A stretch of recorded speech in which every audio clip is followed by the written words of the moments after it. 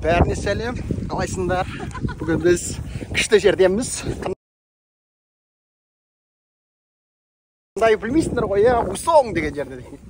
Усоң деген Тэджонский Усоң. Кстати, Қазақстанға, Түркістанға баратын жер. Міне мына соның іші.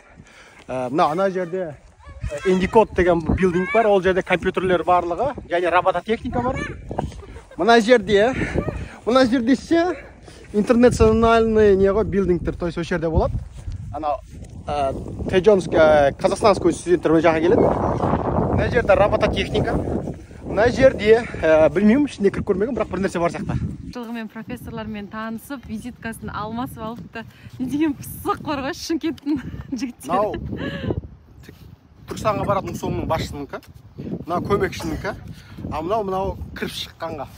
Маған не дейін беріп қойған, Усоңның өзім парковкаға любой уақытта кіріп шыға берді. Байқадыңдар ма? Мен байқадым, я. Осы жерде осындай нәрсе бар. Усоң ол жайдан жай емес ол.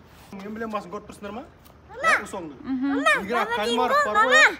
Анау игра кальмаровта осы бар, 3 бұрыш болады, 4 бұрыш болады.